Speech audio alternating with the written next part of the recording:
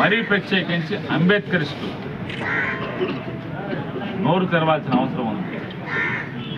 కేవలం ఒకరో ఇద్దరో వ్యక్తులు మాత్రమే మాట్లాడితే సరిపోదు.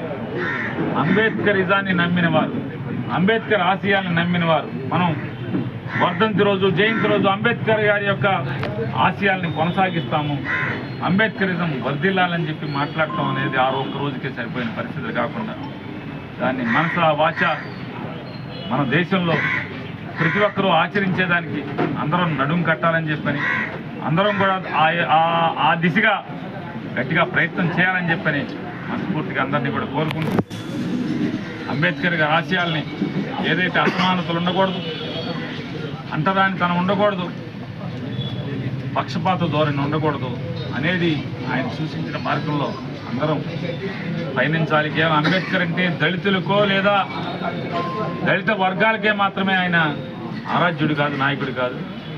ఈ సంఘంలో అసమానతలకు గురైనటువంటి అణచివేతకు గురైనటువంటి ప్రతి మనిషికి కూడా, ఆడవారు కూడా అణచివేయబడితే ఈరోజు ఆడవారికి సమాన హక్కులు వచ్చినాయి అంటే అంబేద్కర్ గారి వల్ల, అంబేద్కర్ గారు చూపిన మార్గం వల్ల, ఆయన నాటిన విత్తనం వల్లే వచ్చినాయి. ఈరోజు ఆడవారికి హక్కులు వచ్చినాయి అన్నా, లేదా డబ్బు లేని పేదవాళ్ళు, బీసీ వర్గాలు అందరూ కూడా డబ్బున్న వాళ్ళతో సమానంగా సమాజంలో చూడబడేటువంటి స్థితి వచ్చిందంటే అది అంబేద్కర్ గారి యొక్క ఆలోచన మేరకు అనేది అందరం గురించి కొనియాడాలి.